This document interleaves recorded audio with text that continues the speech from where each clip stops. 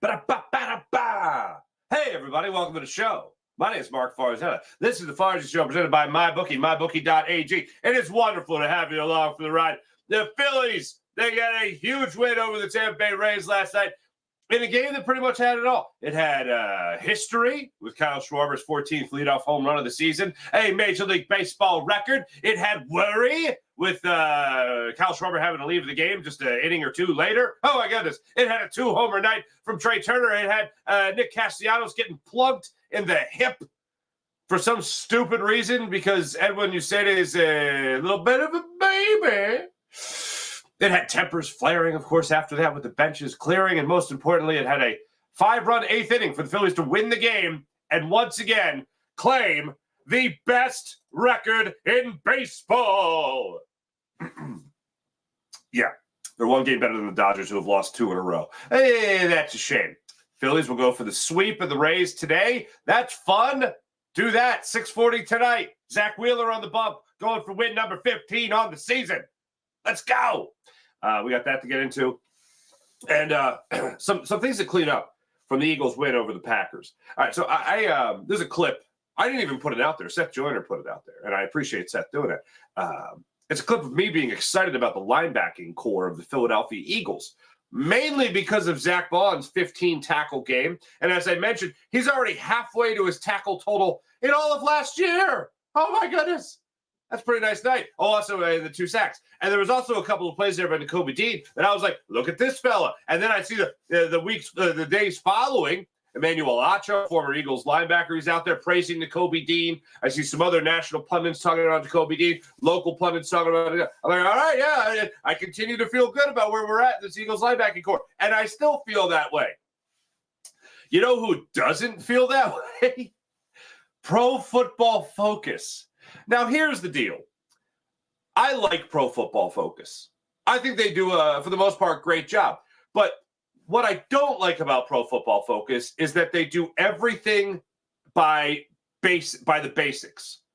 For instance, they don't know what Vic Fangio is telling Nakobe Dean to do in a certain situation. They don't know how he's coached. They know basically in a 4-3, if the Eagles are in the 4-3, basic 4-3 in any particular formation, in that particular formation, they know, okay, this is this linebacker's assignment, this is this defensive lineman's assignment. Like, they know the basic way it's coached, and then they grade upon that. So when you get into specifics, yeah, sometimes it doesn't make any damn sense. There's other times, like I remember a 4-touchdown game Nick Foles had, and this is the one I always go to because Nick Foles, I remember, got the football at like the 30-yard line. It was against the Giants. He threw 4 touchdown passes, but like he had no long drives. He didn't have huge numbers. The only numbers he had were 4 touchdown passes, which is still great. Don't get me wrong. But Pro Football Focus was grading it over other quarterbacks that had to drive down the field and get touchdowns. Maybe they only had 2 touchdown games or 3 touchdown games, but overall they performed better. So I understand the difference in terms of how they're grading these players. But the thing that always drives me crazy is when there's a negative review, I always say to myself, okay, hold on. They don't, especially on the defensive side of things, they don't know how a player is being coached to play. And I've heard multiple times, I've talked to former athletes about this, where I've been told by a player that is a current player on the roster what their assignment was on that play. And then I've talked to a former player from years past that said, no, in that particular formation, this is what you're supposed to do. All right, well, that might be how you were coached to do it, or basically what you're supposed to do in that situation, generally what you're supposed to do in that situation. But these guys are coached to do something different. So I bring that up only to add context to what Nakobe Dean's grade was. And if you haven't seen it yet, let's just jump to it real quick. I'll just show you on this. So if you didn't see it, lowest grade by Pro Football Focus week 1, Nakobe Dean was rated at 29.3. Jalen Carter, totally get that, 30, was graded at 30. Avonte Maddox, not his best game, 44.9. Bryce Huff. For me, Bryce Huff is the lowest grade on the Eagles defense, and I'll explain why later. But this was the grade. 29.3, lowest graded defensive player from week 1 for your Philadelphia Eagles. I was a little shocked by that. I think the guy that had the most epic fail was Bryce Huff. I don't even think it's close. Yeah. Jalen Carter also being on this list, not great. And I think anytime you have an interior linebacker anytime you have an interior defensive lineman with the running game that Josh Jacobs had against Philadelphia Eagles and the Green Bay Packers in general, those guys aren't going to have good grades, generally speaking. So that's also something that I took into consideration. But yeah, bottom line is I was expecting more from Jalen Carter. Didn't get it.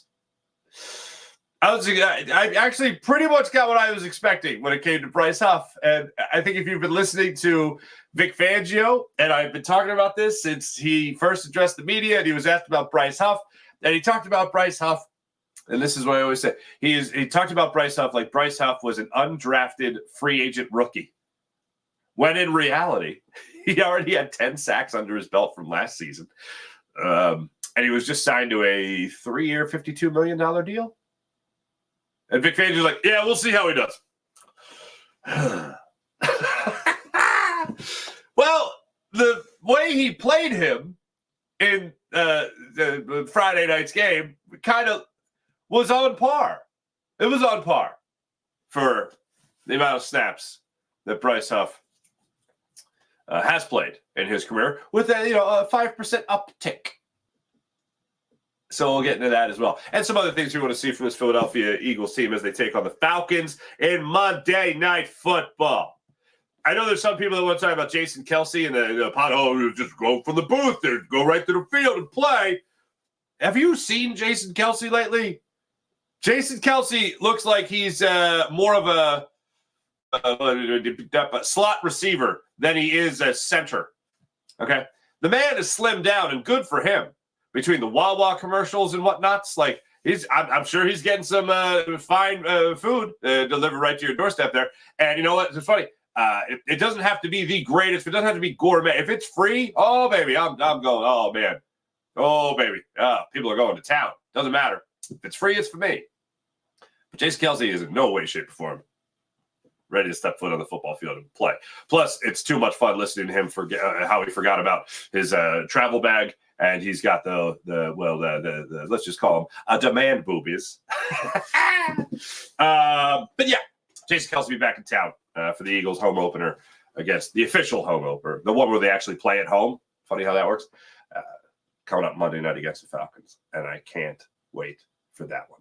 Let's start it off, ladies and gentlemen, with your Philadelphia Phillies and what they had going on for themselves last night. That was a lot of fun. Ranger Suarez is still struggling, so that's not great. Trey Turner has a 2-home run game, his third 2-homer game of the season, so that's pretty great. And Kyle Schwarber set the tone early for the Phils. For the 14th time this season, he led off the game with a home run, he tied and then broke Alfonso Soriano's record of 13 leadoff home runs. He tied it in Toronto. And then he came back to Philadelphia and broke it yesterday with a 437-foot blast to right center field for the Phillies to take a 1-0 lead. Some history right there. Unfortunately, like the Phillies have done often, is that Kyle Schwarber will go out there and grab you a 1-0 lead, and then you give it either right back or you allow them to tie. And in this particular instance, they allowed the Tampa Bay Rays to tie in the very next half inning with Caballero going up there with an RBI single to left field to plate the first run of the game for the for the Rays. Nationals. Then in the bottom of the second inning, Johan Rojas grabbed the Phillies to lead back with an RBI double. Good to see that. Well, he didn't get the RBI. It was a throwing error on low and right field. But it was a 2-1 lead. Then, unfortunately, Ranger Suarez continued to struggle, made it a 2-2 game when Diaz got the RBI single to right field, bringing on Aranda. That made it a 2-2 game. Then Trey Turner grabbed the Phillies lead again with a 2-run home run, 4-2. I'm thinking, all right, Ranger, he's worked out the bugs. We're ready to go. He's got this. Ranger did not got this. All right. Ranger continued to struggle. He went from a 4-2 game, went to a 1-2-3 fourth inning. That was great to see. Phillies couldn't get anything more going in the fourth inning. And then in the fifth inning, Ranger Suarez struggled again. Caballero got the RBI single to left. That made it a 4-3 game, 1-run ball game. Then in the sixth inning, this is where it gets a little dicey for Ranger Suarez. Ranger Suarez at the start of the sixth inning was at 71 pitches. This is right in the range of his previous 3 starts since coming back from the IL with a back injury. This is right in the range where he'd be taken out of the game. He wasn't taken out of the game. He was allowed to keep on pitching. Driscoll gets the single off of him to lead it off. Caballero flies out to left field, I believe it was. Then Morel goes up there and gets the RBI triple off Monty's angle. And I'm pretty sure that this is the first time Monty's angle has really come into play as far as a triple. It came in the previous night with Johan Rojas dropping the ball over the wall there in the angled wall, Monty's angle there. But this is the first time a triple got taken off of Monty's wall since it's been called Monty's wall. And this was courtesy of Morel, who got the RBI triple on a 2-2 curveball that was just hung up there, unfortunately. Did not have the break, the quick break, the snap that we're used to seeing maybe from a Ranger Suarez curveball. It didn't necessarily go to 12. Say it started at 12, and then it stopped right around the middle of the clock. Didn't follow all the way through the zone. That tied the game up at 4. Then, after some things going on there, including Kyle Schwarber in the 3rd inning being taken out of the game, or leaving the game, I should say, on the Trey Turner home run, the 2-run home run, his first of the game. The snap throw to first, where they tried to pick him off. Apparently, he injured his elbow and was taken out of the game after that. And then Buddy Kennedy came into the game to play first. That was interesting. As the game went on, you went into that 8th inning. Shout out to Orion Kirkring for getting through some innings there. Shout out to Matt Strahm. Orion Kirkring came in that 6th inning that they took Ranger Suarez out of, and he dominated, slammed the door, if you will, on the Rays. And then in the 7th inning, Strahm came in there with a 1-2-3, 8-pitch 7th inning. Alvarado went in there, got a great catch from Trey Turner to start things off in the 8th inning, where Trey Turner was running back and almost looked like more of a receiver tracking a deep ball, and ran into shallow left field to make that catch. It was a good way to start things off there. Alvarado then struck out Caballero and Morel on cutters that were basically shining their shoes. No business swinging at those pitches, yet they chased, and good for Alvarado. Then, bottom of the 8th inning is where things got crazy. Still a 4-4 game, bottom of the 8th inning. Lovelady is pitching for the Rays. Stott has a really odd play. This is where I thought, anytime something like this happens, I automatically think impending doom.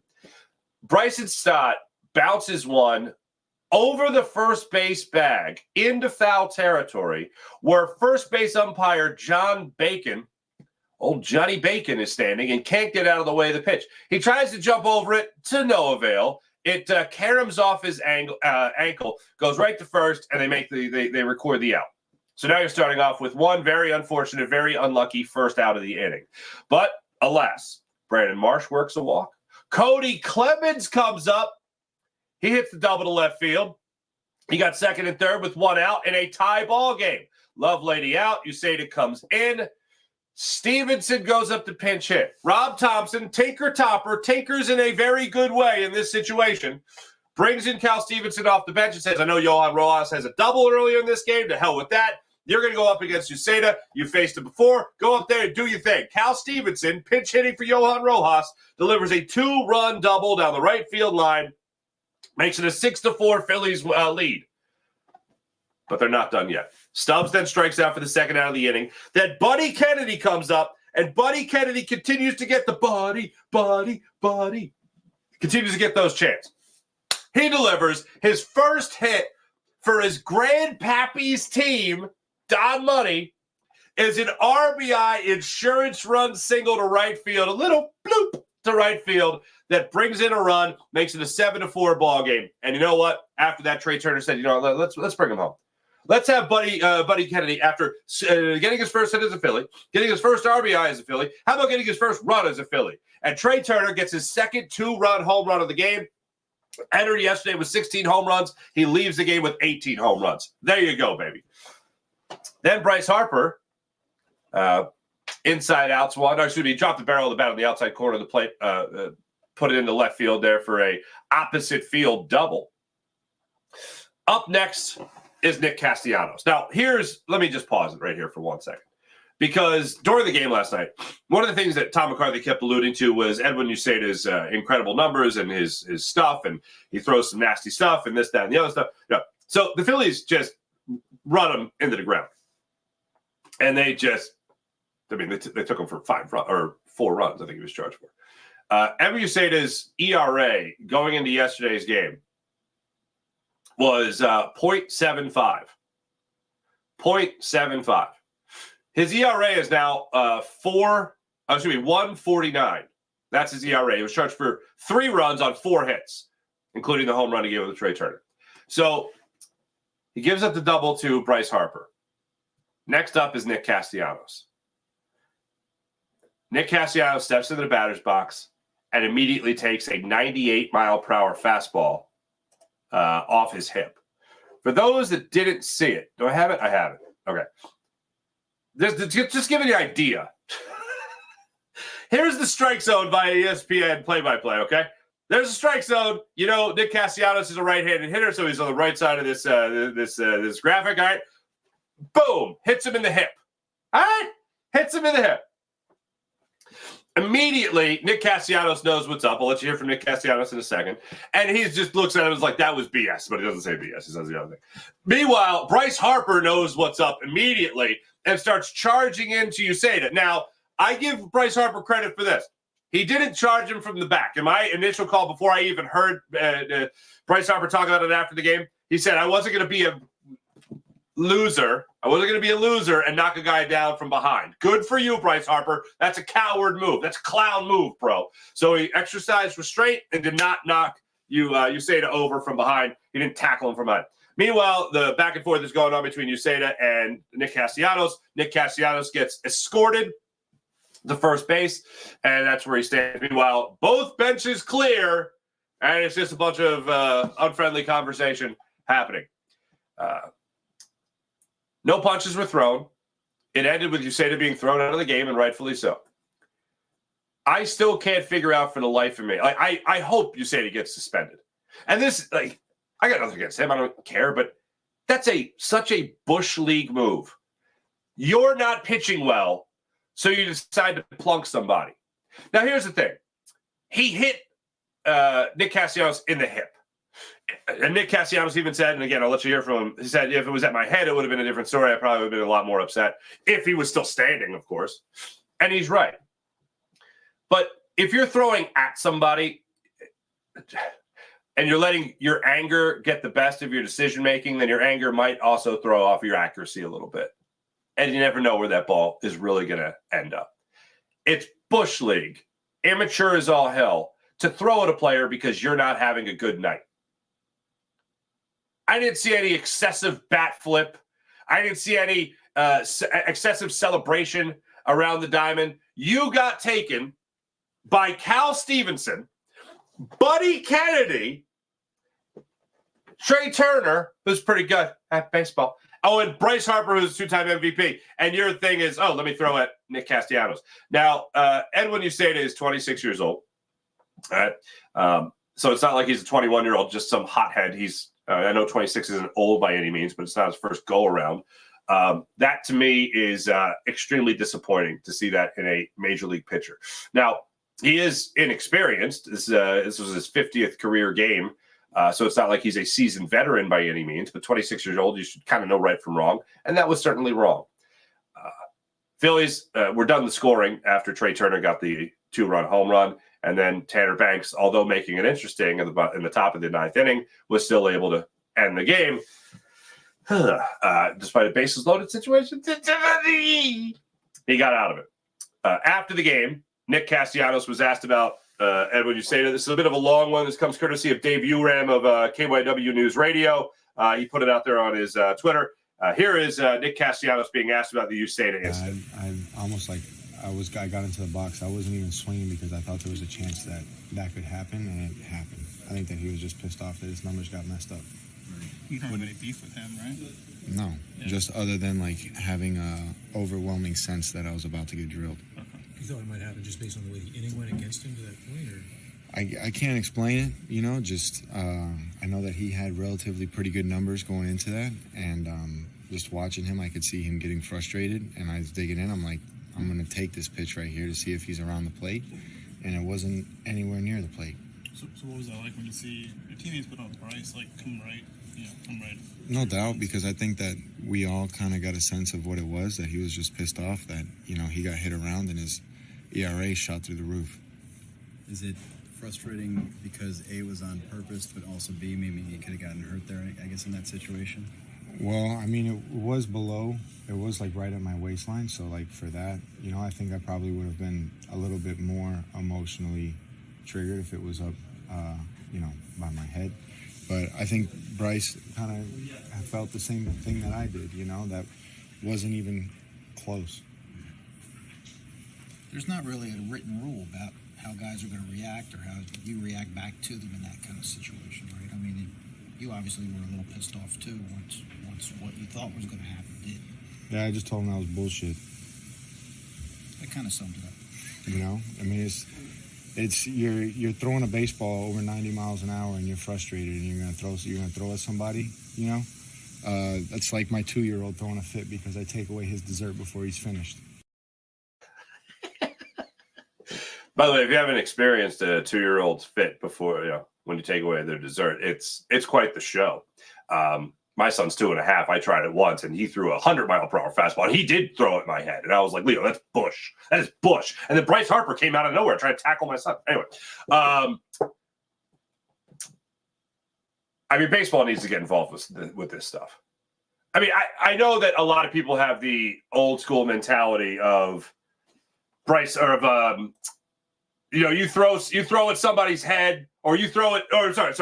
If you flip a bat, you're getting one in the ear. That kind of thing. That's so stupid. Like, what the hardest thing to do in sports is? It's hit a baseball. And I'm a subscriber to that. Absolutely, that line of thinking. Hardest thing to do in sports is hit major league pitching. If I hit that pitch, I'm going to be pretty happy I just did the hardest thing in baseball, especially. There should be the hardest thing in sports, especially if it's bottom of the 9th inning, walk-off situation, bottom of the 8th inning, and we just need to get in front. If it's a winning hit or a go-ahead hit, I'm going to be pretty excited about doing that. So don't get your panties in a bunch there, Edwin Uceda. And I don't know, be a man about it. Take it on the chin. You're in a very competitive sport. Sometimes you're going to get got. And that goes not just for Edwin Uceda, it goes for everyone. And I like to describe myself as a non-practicing baseball traditionalist. And that needs to go away, the idea of plunking anyone for either a bat flip, which did not occur last night for the record, just speaking generally. And then also for what did happen last night, which is you just got. Very simple. Take it like a man. And he didn't. I hope there's a suspension. There should be a suspension. In the light of Whit Merrifield's comments of last week, talking about how these guys are coming up from the minor league system and they don't even care if they can locate their fastball as long as they can throw 98 to 100 miles per hour, fine. Just we'll line it up over the plate and hope for the best. Oh, sorry about your head, Whit Merrifield.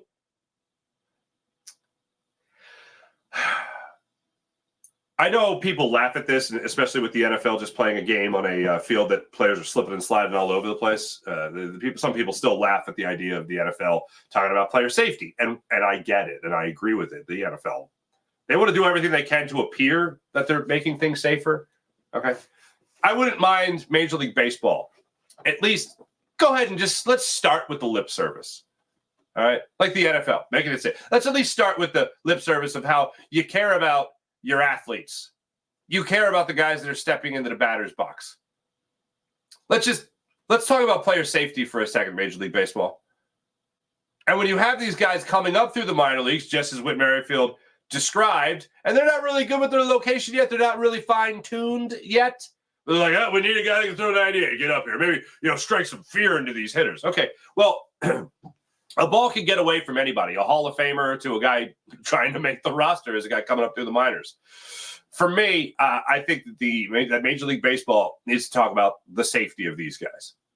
And if you're going to talk about guys being upset about sucking on a particular night and they're going to take it out by just throwing at a guy for no good reason, I mean, what good reason is there? But if you're going to do that, that's pretty stupid. And Major League Baseball needs to talk about this. This is a real thing. This is a real problem facing Major League Baseball. And you want to add to it the immaturity of guys that are inexperienced, that are just going to start humming 98-mile-per-hour fastballs at people. Let's do something about that. That seems a bit off. I mean, I've told you my way of policing the game. You want to throw at me? You want to choose weapons and violence?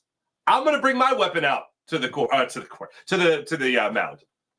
Like if that ball, let's say it sails over Nick Castellanos' head and everyone still knows what's going on. Nick Castellanos still feels like he was trying to be hit in that situation. Mosey on out there with the bat and solve the problem. Maybe have a pitcher think twice. You're not the only one with a weapon, bro. Some people tell me I have a screw loose for that idea, but you want to choose weapons? Let's choose weapons. Bottles, knives. Anyway, Bryce Harper crack like a bar fight, go out there with a shattered bottle. Anyway, Phillies won the game, and there was a big scare in this one. It had nothing to do with it when you say it as ERA. It had everything to do with Kyle Schwarber, who hit his 35th home run of the season last night. He's got 5 more home runs, of course, till he gets to 40. He matched his season high for a home runs in a month with 7, which he did in April. So, again, I'm hoping that he has a big breakout month. Let's go. But in the 3rd inning, he went to dive back to first on a snap throw to first when they were trying to pick him off. And he had some elbow discomfort after that. And the next thing you know, Buddy Kennedy is batting. And the way that went down was, I mean, you don't see the batters. You don't see the on-deck circle. So John Kruk, during the 3rd inning, when Buddy Kennedy is standing in the on-deck circle, he says, "Hey, what's going on with Kyle Schwarber? Is he okay?" Tom McCarthy, I think he's okay. He's not in the on-deck circle. They're like, oh. Moments later, the Phillies announced that he left the game with some elbow discomfort. So let's live in that moment for just 1 second. Alec Boehm, they showed him running around the field yesterday. He's got a hand injury, a wrist injury. That's not okay. Good. I'm glad he's keeping in shape, but hopefully he's back before you know it. JT Realmuto is dealing with an issue. We know Bryce Harper is dealing with the wrist injury and the elbow injury and the selective hustle. So we know we're already dealing with that. Okay. What else do we got going on here? Ranger Suarez doesn't exactly look sharp. The catcher you want to come up from the minors, and Rafael Marchand, he can't come up because he's banged up too. And now Kyle Schwarber? Really? Kyle Schwarber is going to be, oh boy. So fortunately, Rob Thompson did talk about it after the game, said he expects Kyle Schwarber to be back in the lineup today. Kyle Schwarber addressed the media after the game as well. Kyle Schwarber said, I'm good. It's not just, precautionary. Okay. Thank you for that scare. Enough guys injured. Going down the line here. And here's what the Phillies are doing, by the way. Just to show you guys this one more time. Here's what the Phillies are doing. Now, they still got a huge series coming up here against the Mets after this one. So go ahead and get this 3rd win. Zach Wheeler, get your 15th win of the season. Let's go, baby. Phillies have the best record in baseball. They are in 1st place in baseball. They share that with no one. Dodgers a game behind them. Brewers 3.5 games behind them. The New York Yankees and Cleveland Guardians are 4 games back. Baltimore Orioles 4.5. Padres 5.5. Diamondbacks 6. Royals 7.5. And the Braves won 12-0 over the Nationals last night. So now they are tied with the Mets. Both teams are 8 games out of 1st place behind the Phillies. The Mets lost last night. Phillies still have those 7 tough games coming up against the Mets. After this game today, they have 10 tough games. They play 10 games against teams that are on this list for the playoffs. The Brewers, 3 in Milwaukee, 4 in New York. And after this series with the Rays, they have 3 at home against the Mets. So 3 the Mets, 3 the Brewers in Milwaukee, 4 the Mets in Flushing, New York. Phillies are doing a thing that they need to do, which is play their best brand of baseball before the postseason. After this, then they'll have after that 10-game run, they'll have a 3-game set coming up against against the Cubbies in South Philly. And then they finish the season 3 games in Washington against the Nationals. I would very much love, and I'm going to use this word love, because it's what I would love. And I mean it when I say it. I would love for the Phillies to not have to play anybody in that final series. Nobody. Would love for them to play nobody. I would love the guys trying to make the squad, the guys trying to just get some major league experience. I'd love for those guys to play. Bryce Harper, take a couple days off. Kyle Schwarber, you rest up. Nick Castellanos, take it off, bud. Even though he wants to play 162. Maybe you pinch hit him every ninth inning. Maybe that's how that works. That's what I'd love to see. And I'll cross my fingers that that's the case. They could do that by dominating the New York Mets. They could do that by winning against the Brewers, a team they already had their way with, earlier in the season. Do it again. Please and thank you. By the way, I saw right now the Dodgers are still the favorite to win the World Series, and the Phillies are the second favorite right now on the betting sites and whatnots, and mybookie.ag. So take advantage. Take advantage of that. Your Philadelphia Eagles. They got some stuff going on, like getting ready for the next game. But before they get ready for that next game, we got to talk about one more thing from game one. And that is that I still feel like, despite the grades, that the Eagles linebacking core is in a good place. The star of that show, the headliner, is obviously Zach Bond for what he was able to do in week one. After that, I look at Nakobe Dean, and I see a guy that played 5 games last year. All right? In total, he's played 23 games, including this one. Been in the league 3 years, and Friday night was his 23rd NFL game. I look at him as a guy that's progressing. I don't look at him at all as a guy that's a finished product. The worst Pro Football Focus grade defensively for the Eagles, I think might be a bit drastic. Especially, to shift subject for a second, when you talk about the guy that should be the lowest grade on the Eagles as Bryce Huff.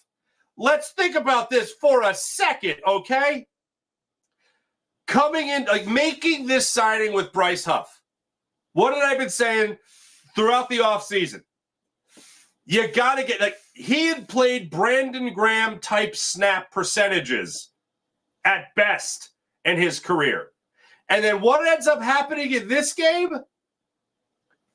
Bryce Huff doesn't play as much as Nolan Smith, and he doesn't play as much as Brandon Graham.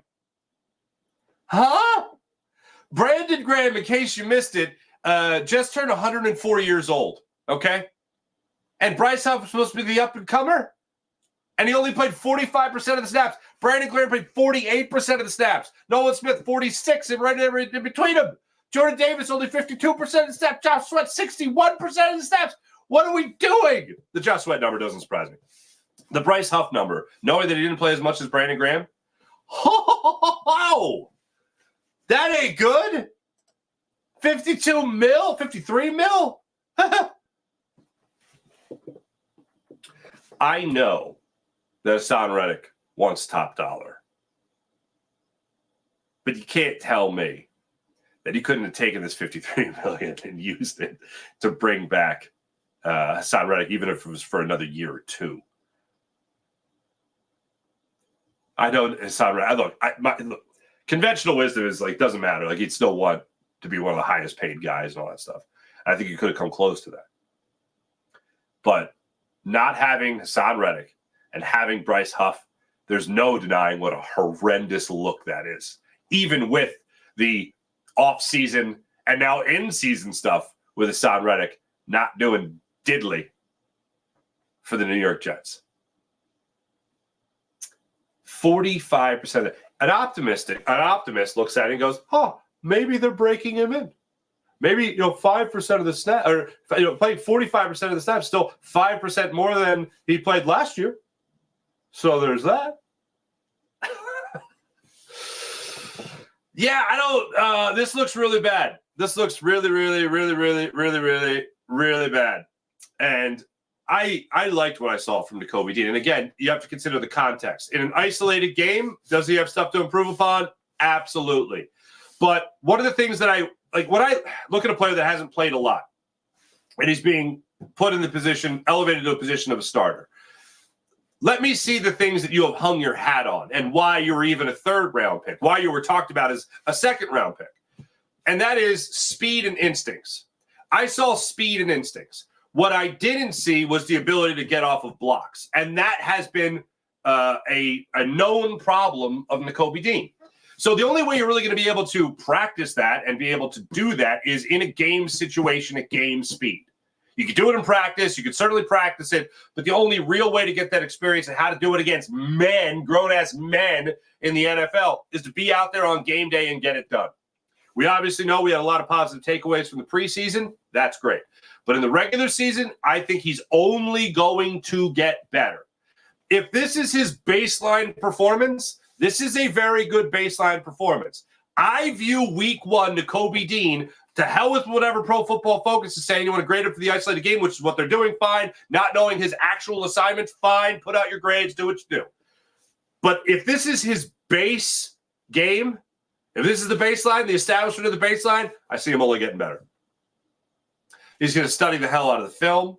If you've seen our episode of Sky Drive with Farzi Show and Nakobe Dean, you know how much this guy hits the books. You know how this is a guy that off the football field is thinking about, after his football career, going back to school in pre-med.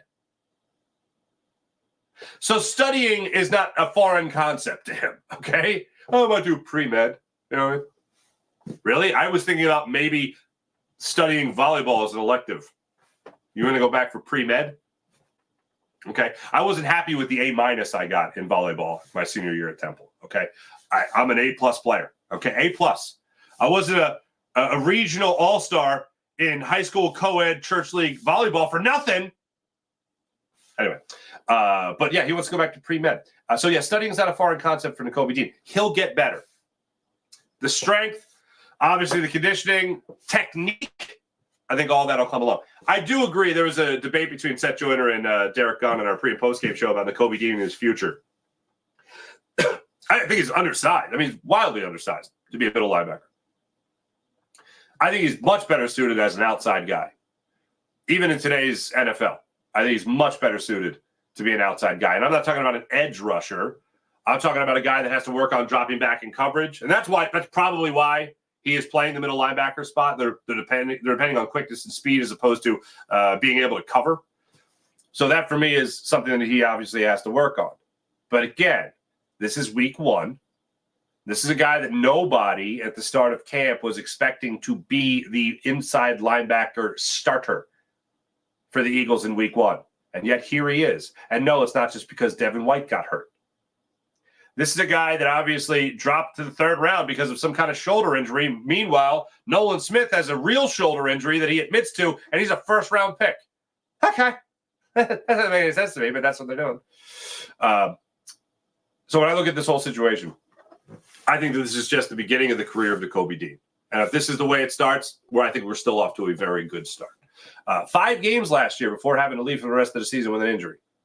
And he was banged up last year. I hope he's healthy. I hope that he goes out there and he proves that he is worthy not only of just being a second-round pick, but a first-round pick. That's what I hope Nakobe Dean goes out there and improves. Because if you have a third-round pick playing as a first-round pick, and you have a first-round pick, Nolan Smith, playing as a third-round pick, then you find your balance a little bit. But all in all, I liked what I saw from Nakobe Dean. I loved what I saw from Zach Bond. And I know there's going to be some point during the season where Jeremiah Trotter Jr. gets an opportunity to show what he can do on the football field. I'm eagerly awaiting that. I hope it's not a count of injury. I hope it's just maybe a personnel change, and he gets out there for some plays and shows what he can do at the NFL level. But as far as the linebackers go, I maintain my stance that I feel great about where the Eagles linebacking core is right now, where the Eagles linebackers are as a group. I feel a hell of a lot better than I thought I would at the start of training camp after 1 week. This is something to build on. Now you're going to be facing another team that can pick you apart offensively with Kirk Cousins. You're facing a one hell of a run game, obviously, in the Atlanta Falcons as well. What they're capable of. Go out there, take advantage of it. Jordan Davis, step up. Jalen Carter, step up. Bryce Huff, if you find your way onto the football field for more than 45% of the snaps, if you find your way on the football field more than Brandon Graham, for instance, is step up. Nakobe Dean, show that you get a better grade by Pro Football Focus. Take that next step forward. Please and thank you. Anything else go on last night? No? Okay, cool. Hey, let me tell you about MyBookie. MyBookie.ag. MyBookie's fantastic. Download the MyBookie app to your phone, create an account, use promo code Farzy, and get up to $1,000 redeemable cash bonus at MyBookie. MyBookie.ag. Want to bet in the world of baseball? You can do it. Want to bet in the world of college football, football in general? You could do it. You want to bet in the world of politics? You could do it. All courtesy of MyBookie, MyBookie.ag. Hey, how about you want to go, use promo code Farzy when you download the app, create an account, get up to $1,000 redeemable cash bonus at MyBookie, MyBookie.ag. How about the Game Time app? You want to take advantage of the Game Time app? Take advantage of Game Time Picks, which filters out all the fluff so you just see the best tickets at the best prices, the best seats on the Game Time app. Toggle the Game Time Picks feature and see the best prices on the best seats that are available, and take the guesswork out of buying tickets when you view your seat before you buy it. So you know your vantage point before you go to the game, before you go to the concert, before you go to the comedy show. Speaking of which, how about the incredible Game Time app feature when it comes to the ticket deals available after the event starts, an hour after the event starts. Let's say you're going to a concert or comedy show. You might miss the opening act. You might miss the middle. But you'll see that headliner that you so desperately wanted to see for all those years at a great discounted price right there on the Game Time app. And they also have the Game Time app's guarantee. The Game Time guarantee means if you find tickets in the same section, same row for less money elsewhere, the Game Time app will get you back at 110% of the difference. How about that? So take advantage of all they have to offer right there on the Game Time app. Also, use promo code Farzy on the Game Time app and get $20 off your first purchase on the Game Time app. How about PHL Sports Nation, Philadelphia Sports Nation, enhancing your Philadelphia sports fan experience across all social media and blogs. That's PHLSportsNation.com. Beep, ba, ba, ba.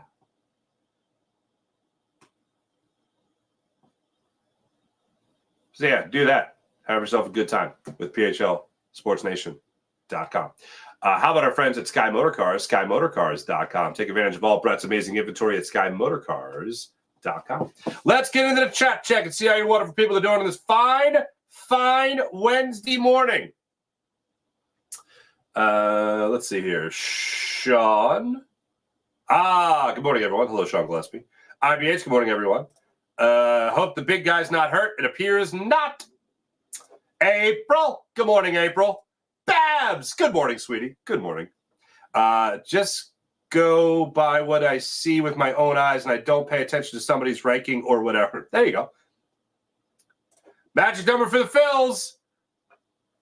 The last time they'll see double digits, hopefully. Cut that down to 9, Beb. Adam, what's going on? Magic number is 10. IBH. As we saw in the Super Bowl in Arizona, D is affected adversely when there is no traction. And this is why the Eagles were at the disadvantage on the field against the Chiefs in the Super Bowl. It's very simple. The Eagles got their pressure based on edge rushers. They come off the edge. The Chiefs get their pressure up the middle, where they're going straight, not coming in at an angle. An angle is difficult to keep your footing on as opposed to running straight ahead. Anyway, I digress. James Alexander, good morning, Farzy. Got heated last night. Final game is going to be intense. I hope it's not. In all honesty, James, thank you for mentioning that. I don't want this to be intense tonight. I want the Phillies to win. Very easy game, 5-0. Let's go, Zach Wheeler. Go give me 7 scoreless, baby. Let's do it. But I don't want any retaliation. I don't want any of that. I don't want any retaliation. Let's have a meeting. I don't even need that. Let's go to the messages. No, I don't even need that. I just need these teams to be chill, baby. Just be cool. What did Chubb say? Ease the tension, baby. Ease the tension. That's what I need to say. That might be the first time in human history Godfather was referenced, immediately followed by Billy Madison. Did I say Billy Madison? Scusi. Happy Gilmore. Wow. Now it's even weirder. Anyway, might be the first time in history, Godfather, and then jump to April. I don't think there's ever been a better example of my Family Guy brain than just then. That's a new show record, I think. I might have to clip that. I might have to be a promo. Anyway, as James is saying, I don't want it to be heated tonight. I don't want it to get testy tonight. I don't want it to be intense tonight. I want everything to be chill, baby. Smile and be happy. What a great segue. Smile and be happy. Buddy, buddy, buddy. How incredible is that? Did you see Buddy Kennedy standing up first base? Did you see him standing up first base after that RBI insurance run single, baby? Did you see that? Like, go! You had that going for him, Man. Oh, I couldn't imagine. Oh, it's awesome. Smile and be happy. AL East still plays that old school settle beefs with throw. Well, I mean, anytime you got the Yankees in your division, and I'm not saying the Yankees are a bunch of punks. I'm not saying that. It's everywhere. But there is some bad blood. Ooh, there's some bad blood. If this was Phillies Braves or Phillies Mets, then that's a thing. The AL East, yeah, you're right. With the Rays, they might be playing a little bit more on edge, but I think you say it as not a young player, but an inexperienced player, just was stupid. There's no justifying it.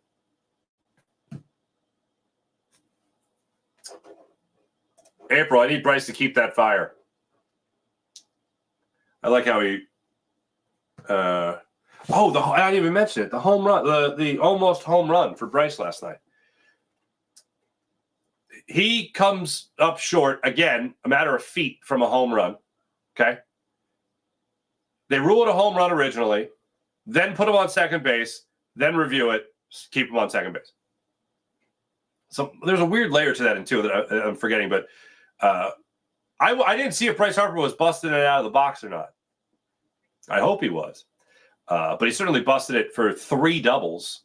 He had 4 hits in the game last night. That's like, because of the other guys stepping up, that was a pretty big factor. 4 RBIs, or excuse me, 4 hits, 3 doubles for Bryce Harper. You love to see it. And also, I heard Taryn Hatcher talk about her conversation with Kevin Long.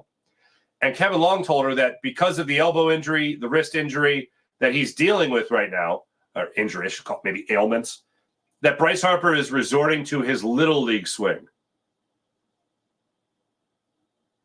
Okay, apparently with Bryce Harper's little league swing, he could hit 400 in a season.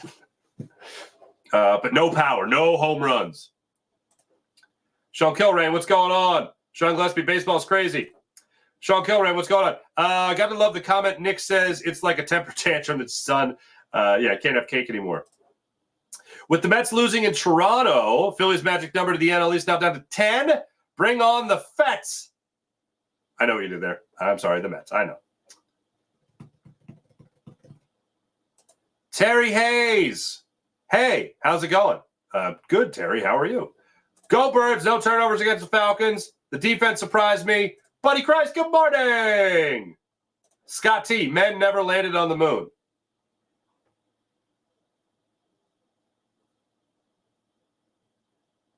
Okay. You've convinced me. Sean Kilrain, baby Rhino Davis. Better step it up, like you said, Farzy. Rhino Davis?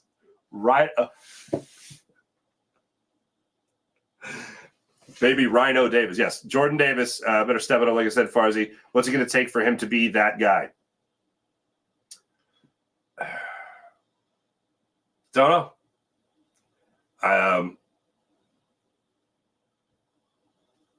I'm really hoping he just becomes that beast of a human being. Hoping the same thing for Jalen Carter. Yeah. It was not an impressive showing, unfortunately, for either of those two.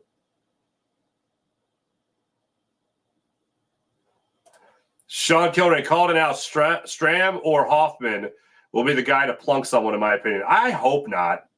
I hope not.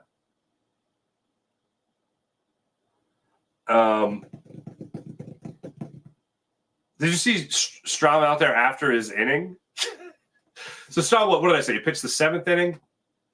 What did he do last night? Was 7th, or was that Alvarado? Strom pitched the 7th inning. So this all went down in the 8th inning. Strom's out there in his cutoff T-shirt and his shorts with his pulled back ponytail. And he's just out there like ready to mess stuff up. He's like probably grabbing guys, being like, "Can I have your baseball card? And please give me your baseball card. I won't, if I'm going to hit you, just give me your baseball card." Anyway, pretty bonkers. Pretty bonkers. But I hope no one gets hit tonight. April, Family Guy brain still in full force.